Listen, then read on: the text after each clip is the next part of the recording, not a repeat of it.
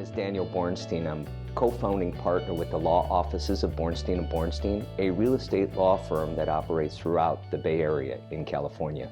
Our areas of expertise include real estate litigation with an emphasis on resolving landlord-tenant disputes, both in rent-controlled jurisdictions and in jurisdictions throughout Northern California.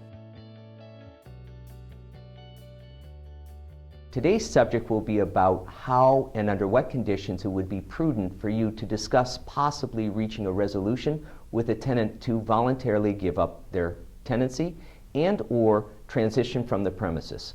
Many of you are familiar with the term cash for keys and or tenant surrender of possession agreements.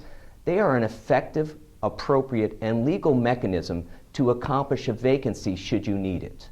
However, one needs to be particularly careful in rent-controlled jurisdictions not to be aggressive in your pursuit and to be diplomatic in the way in which you discuss these matters. In the event you're looking to sell your property and your preference is to sell the property without an active tenancy in it, you could, by virtue of negotiation, reach a resolution for a tenant to voluntarily transition from the premises.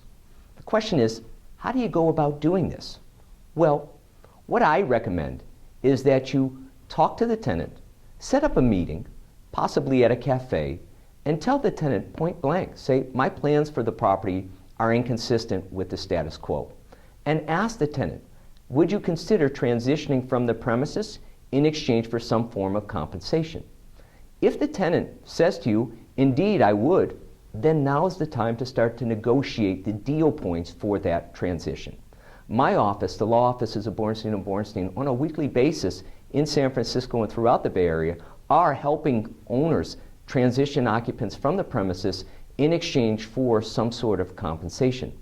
However, when we talk about this term cash for keys or buyout agreements, you need to remember you're not simply giving a person money to give you possession of the premises.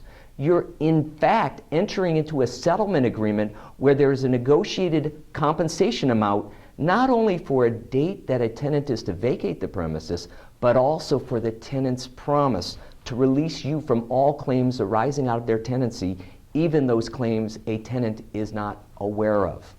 In order for my office to properly prepare a surrender of possession agreement, there are about 7 key components of the agreement that I need in order to draft the agreement. 1, I need the names of all the owners. 2, I need the names of all the occupants. 3, I need the address of this particular premises.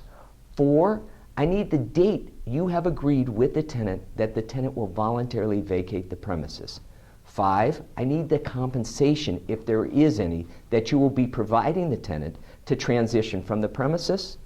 I need to know between the date the tenant signs the agreement and the date the tenant vacates, is the tenant still going to be responsible for paying the rent, or as part of the agreement, are you waiving the rent?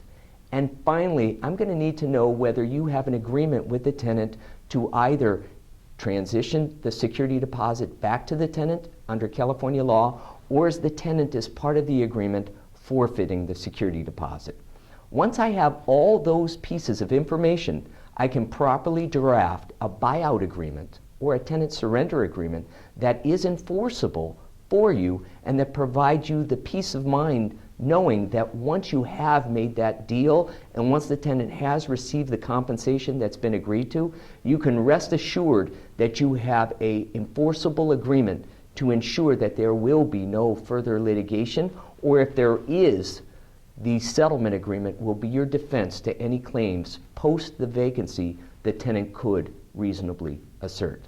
We have found this to be an effective mechanism to accomplish maximizing opportunities in San Francisco and throughout the Bay Area when confronted with a situation where the property could be valued more if it was delivered vacant.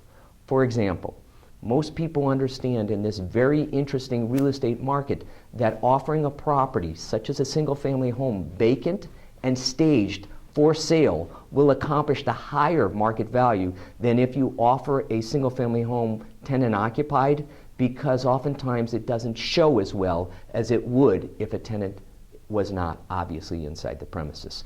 Tread carefully, make sure you handle it diplomatically, and I suggest that you call our office, the Bornstein and Bornstein Law Office, to make sure that if you do have an agreement in place, that the agreement is drafted correctly. One thing that we do well is making sure that once you come to an agreement, within 48 hours of receiving the information, we will have you a settlement agreement that you can present to the tenants. We recommend that you do the negotiation and we do the settlement drafting, because oftentimes your ability to manage that transition and that discussion is more effective and results in a better opportunity than if an attorney gets involved from the start. Thank you very much, and I hope this has proven to be helpful and informative.